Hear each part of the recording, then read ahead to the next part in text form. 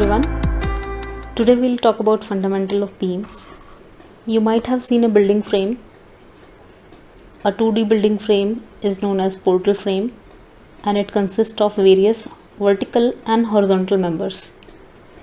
The vertical members are known as columns and horizontal members are known as beams. But it is not a good idea to define a particular structural member by its orientation, because beams are not always horizontal. They can be inclined also depending upon the type of structure and type of loading. So therefore, in structural mechanics, the beam is always defined by its behavior, the way it resists external forces. So beam is a cylinder structural element which carries transverse load such as gravitational loads, dead load of the floor, and resists these load primarily by bending itself. Let us draw a simple diagram of the beam. And the transverse load are the load which are acting at 90 degree to the length of the beam. Sometimes these loads may be inclined, then these loads can be split into a vertical component and a horizontal component. So the vertical load is known as transverse load, whereas the horizontal load is known as lateral load. So the beam resists these loads by bending itself. Of course, this is an exaggerated diagram. The bending in beam is very small. And the length of beam is very large as compared to the cross-sectional dimension. So if I draw the cross-section of the beam, cross-section of a rectangular concrete beam, it is like this, and the length of beam is, let us say, L. Then B is of the order of 250 mm, let us say, and D can be of the order of let us say 450 mm, 400, 500. Then L can be 4.5 meters. So you can see here the length of beam is very large as compared to its cross-sectional dimension. The cross-sectional dimension in case of this rectangular beam are B and D.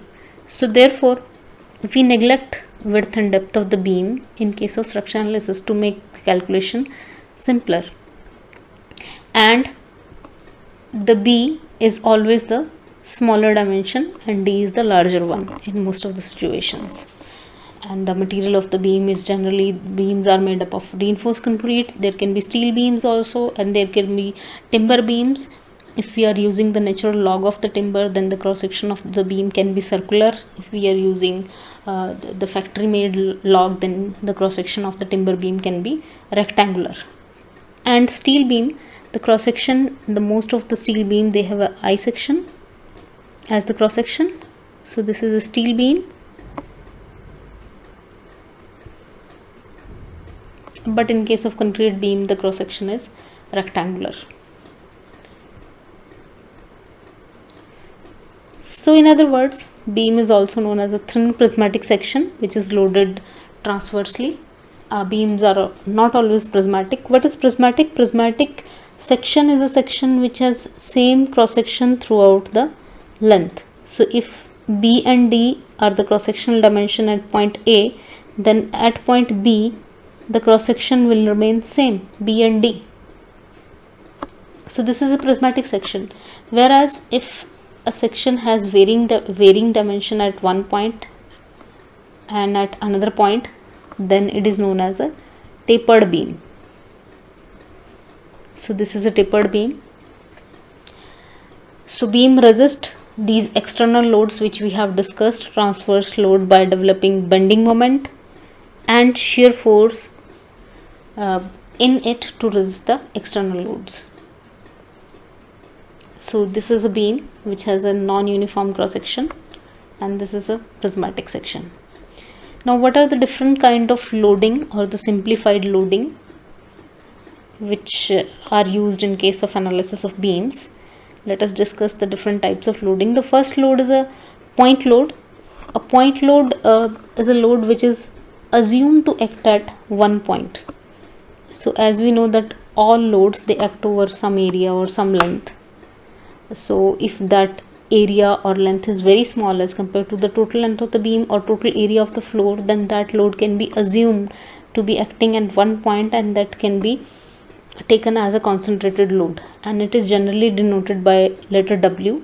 And in case of SI units, In case of SI system of measurement of units, the unit is Newton or kilonewton. So these loads, these point loads can be vertical, and if they are acting at some another angle than 90-degree angle, then they are known as inclined load, and it can be split into horizontal and vertical component for the analysis of the beams. Then we have next category of loading, which is uniformly distributed load. Uniformly distributed load is spread over some given length of the beam, or maybe the entire length of the beam, and they have same uniform intensity on the span on which they are acting. So here it is acting on span DE. This is a uniformly distributed load, and it is denoted by word UDL, and the SI unit is Newton meter or kilonewton per meter, because they are distributed over some length and they have same intensity throughout the length. So the resultant, how do we calculate the resultant? To calculate the total load acting on span DE, we multiply the intensity and the length on which it is acting, and we'll get the total load, intensity of this UDL. And it is assumed to be acting, the total load is assumed to be acting at the midpoint of the loaded span. So here in this case, in this case of UDL, we can assume that the total resultant is acting through the midpoint of span DE for this load. So the total intensity will be W1 into length DE.